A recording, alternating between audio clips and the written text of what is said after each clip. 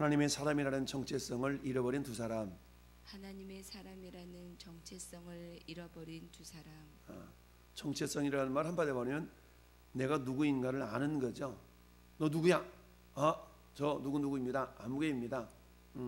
정체성. 너 지금 너 뭐 하는 사람이야? 예, 저는 학교에서 반장인데요. 반장이 왜 그래? 정체성. 당신 누구야? 예, 어느 교회 집사입니다. 어느 교회 장로입니다. 집사가 왜 그래? 자, 하나님의 사람이라는 정체성을 잃어버린 두 사람. 하나님의 사람. 사도 바울은 디모데에게 디모데전서 6장 1절에서 그렇게 말합니다. 너 하나님의 사람아. 너 하나님의 사람아. 아들같이 여겼던 디모데에게 특별히 당부한 이야기가 있죠. 너 하나님의 사람아, 이런 것들은 피하고 이런 것들은 쫓으라. 하나님의 사람들에게 있어서 피할 것이 있고 쫓을 것이 있음을 사도 바울은 아들과 같은 디모데에게 가르치고 있습니다. 피할 것 육신적인 것, 쫓을 것 하나님을 향한 영적인 것, 그런 것이 있는데요. 오늘 본문 속에는 우리가 잘 아는 두 사람, 이 두 사람은 둘 다 기름 부어 세움을 받은 왕이었습니다. 아니, 다윗은 아직 왕은 되어지지 않지만 하나님의 마음은 이미 다윗이 왕이었던 거죠. 또 한 사람은 기름 부어 세운 또 누구요? 사울 왕이죠. 그런데 자, 사울 왕과 오늘 다윗 왕 모두가 다 하나님의 사람이라는 정체성을 잃어버린 그 결과가 얼마나 창피한지 그것을 오늘 본문은 적나라하게 보여주고 있는 걸 봅니다. 그런데 다윗의 그 연약함과 위기 상황, 그리고 사울 왕과 그 위기 상황, 그 가운데 짤막하게 한 줄로 기록되어지는 내용이 있는데 그게 뭡니까? 오늘 3절 말씀 보면 사무엘이 죽었으므로 온 이스라엘이 그를 슬퍼하고 두고 슬퍼 울며 그의 고향 라마의 장사였고 사울은 신접한 자와 박수를 그 땅에서 쫓아내었더라. 한 줄로 그 위대한 사사이면서 선지자인 이 사무엘을 어떻게 해요? 한마디로 죽었다 이렇게 표현하고 있습니다. 그리고는 그 전 상황은 블레셋이 이스라엘을 쳐들어와서 이제 전쟁을 일으켜야 할 때에 블레셋 왕 아기스가 다윗을 야 다윗 너 나와 함께 저 이스라엘 치러 전쟁에 나가야 되겠다. 지금 다윗 입장에 본다 그러면 절체절명의 위기 상황인 겁니다. 왜요? 자기 동족과의 싸움을 벌여야 되는, 자칫 잘못하면 동족 상잔의 비극이 일어날 수 있는 그런 위험한 그런 지경에 이른 거죠. 지금 아기스는 다윗을 한마디로 말하면 철석같이 신뢰하고 있는 상황이죠. 그동안 쭉 지켜볼 때 이놈은 됐어. 이놈은 이제 자기 죽은 사울을 떠나서 이제 나한테 왔으니까 이제 내 편이구만 라고 안심하고 있었기 때문에 다윗을 불러서 전쟁에 참여하자라고 이야기하고 있는 것이죠. 1절 아기스가 다윗에게 이르되 너는 밝히 알라. 너와 네 사람들이 나와 함께 나가서 군대에 참가할 것이니라. 이 말을 들은 다윗은 곤란한 상황이었음에도 불구하고 아기스에게 말하기를 그러면 당신의 종이 행할 바를 아시리이다 이렇게 표현됐지만 우리말로 굳이 제가 또 의역을 한다면 그럼요 당신이 알아서 잘 조정해 보세요 지금 이렇게 대답하고 있는 거예요. 그러자 아기스가 다윗에게 이르되 그러면 내가 너를 영원히 내 머리 지키는 자를 삼으리라 하니라. 머리 지키는 자, 우리 말하면 군대 장관 시키겠다는 얘기입니다. 군대 장관. 그러니 다윗 입장에서는 얼마나 지금 곤란한 상황이 되어버렸어요. 이제 아기스가 이스라엘과 이 전쟁을 벌이기 위해서 그동안 어땠습니까? 심사숙고해서 그야말로 국방력을 기르고 우리가 잘 아는 것처럼 일전에 우리 앞에 17장에 가보면 이스라엘에게 대패했던 그런 블레셋 아닙니까? 그 뒤로는 전면전을 벌이지 못하고 국지전을 이렇게 벌였던 그런 블레셋인데 오늘은 어때요?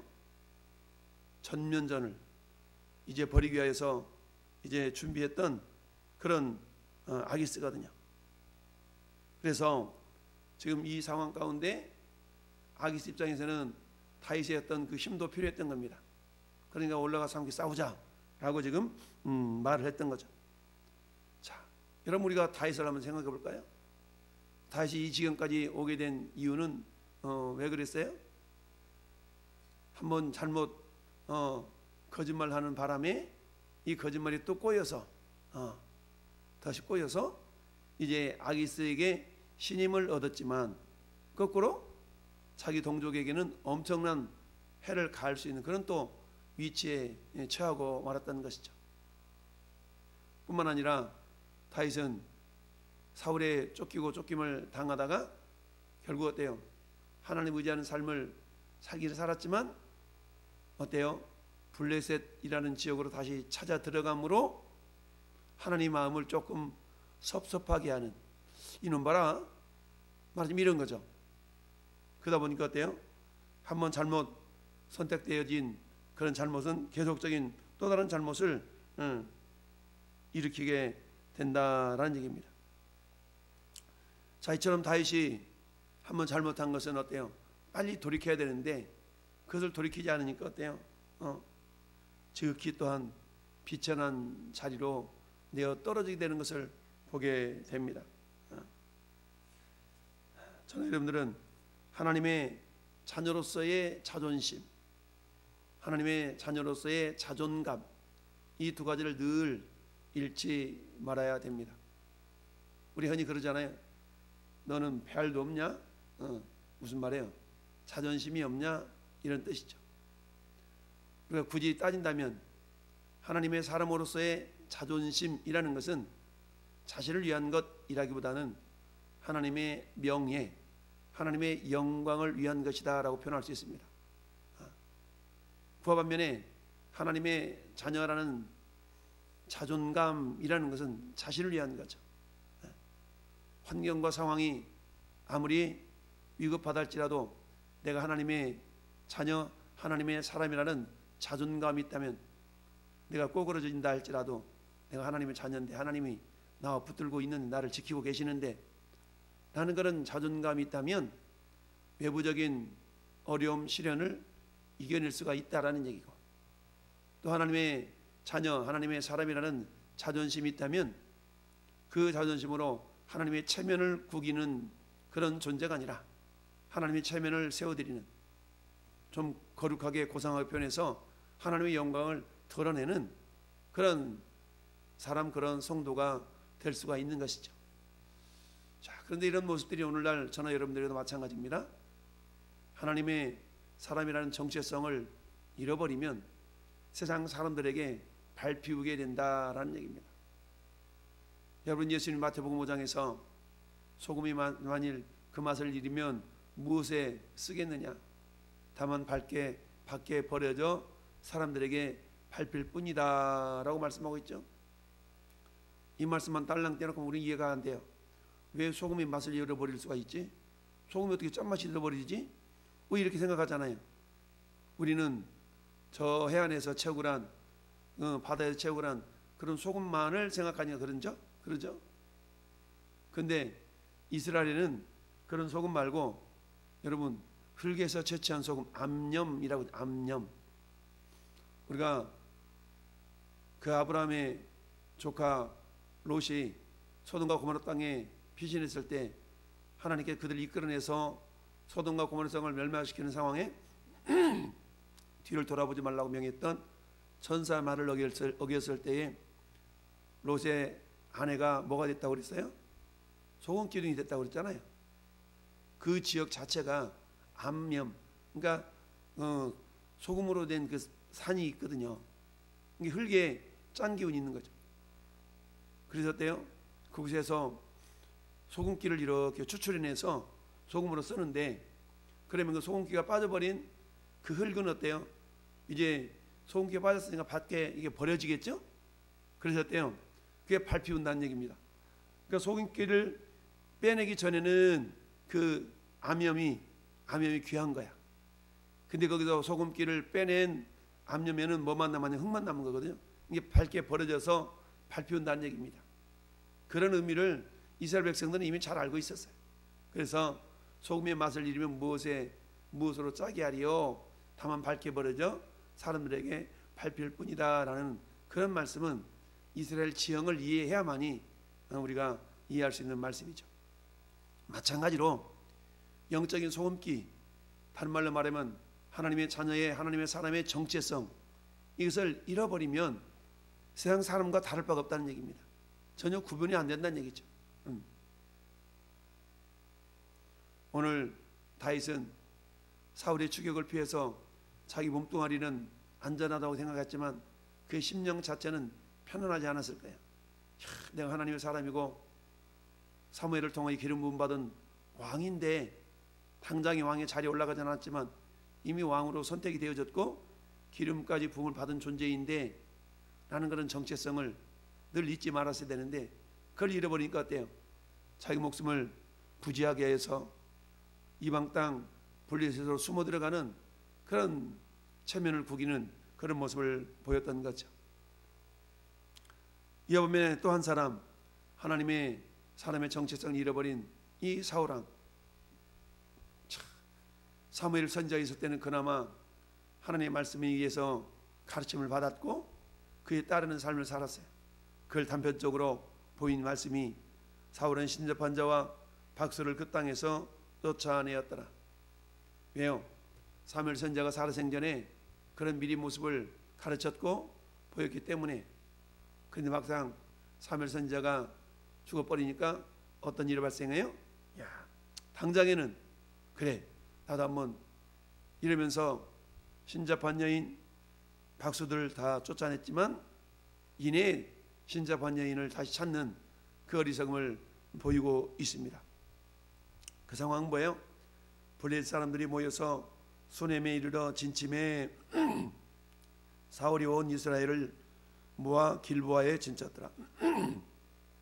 이 길보아라는 것은 산이거든. 산지예요. 수넴은 저 밑에 지역이에요. 그러니까 지리적으로 보면 싸움에 누가 더 유리해요? 이스라엘이 유리한 거야. 왜? 이스라엘은 고지를 점령했고 지금 블레셋 사람들은 저지대에 있기 때문에 그래요. 그럼에도 불구하고 어때요? 사울은 5절 말씀에 사울이 블레셋 사람들의 군대를 보고 뭐 했어요? 두려워했다. 보고 두려웠다는 얘기입니다. 여러분 이 상황 흡사 어떤 상황과 비슷해요? 다윗이 골리앗을 물리치기 그 전의 상황과 똑같죠.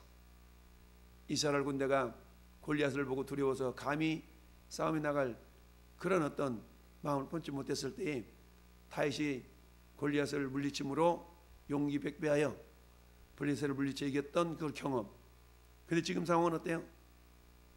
블레셋 사람들의 군대를 보고 두려워서 너무 많았거든요. 마음이 크게 떨린지라. 왜 두렵습니까? 하나님을 향한 믿음이 사라져 버리니까.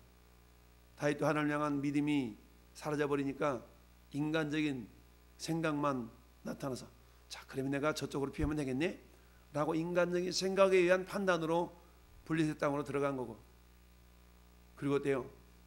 사울도 인간적인 생각에 의해서 다시 신접한 여인을 불러내죠. 그 전 상황은 나름대로 하나님께 묻자오되 여호와께서 꿈으로도 우림으로도 선지자로도 그에게 대답하지 아니했다. 하나님의 침묵. 왜 하나님이 침묵하셨을까? 하나님이 침묵하셨을 때 우리 자신의 영적인 상태를 진단해 볼 수 있어야 됩니다. 내 안에 혹시 죄악의 요소는 없는가? 내가 회개해야 될 요소는 없는가를 우리는 돌아봐야 되는데 그렇지 않냐고 또 다른 인간적인 방편을 구하고 있는 사울왕의 모습을 봅니다. 그의 신접한 여인을 찾아서 어때요? 이미 자기가 쫓아냈는데 다시 또 불러들이려고 그러니까 한마디 말하면 스스로가 어때요? 좀 창피한 거죠. 그러니까 왕복을 갈아입고 변장하고 보통 사람인 것처럼 이 여인을 찾아갔네. 그러셨대요. 사무엘을 이제 불러올리라 라고 얘기했어. 그러더니 깜짝 놀라고 지금 사울왕이 이 신자판 여인 다 쫓아내는데 당신이 나를 지금 곤란에 올며 놓으려고 지금 나를 찾아왔느냐? 왕인지 모르고 그 얘기하고 있는 거지 하든. 그랬더니 사무엘이 뭐라고 얘기해요?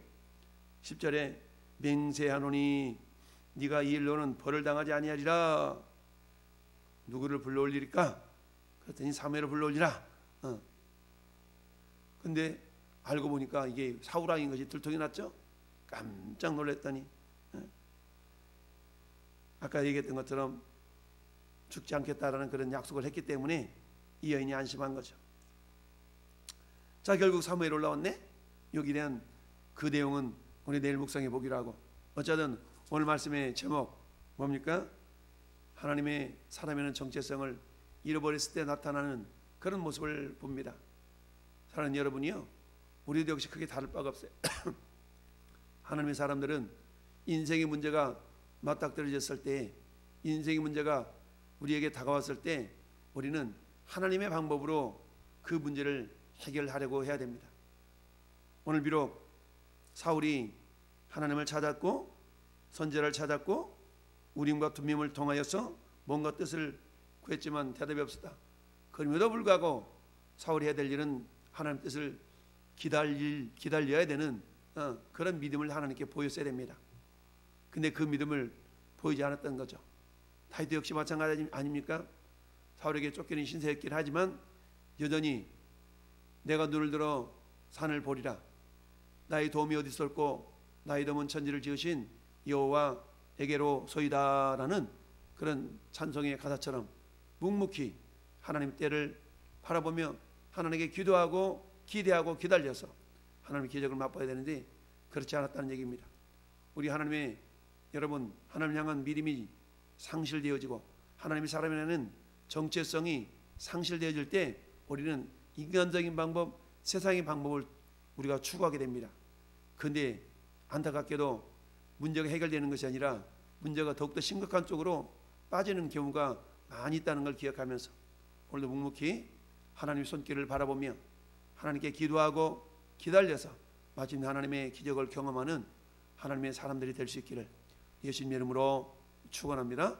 아멘.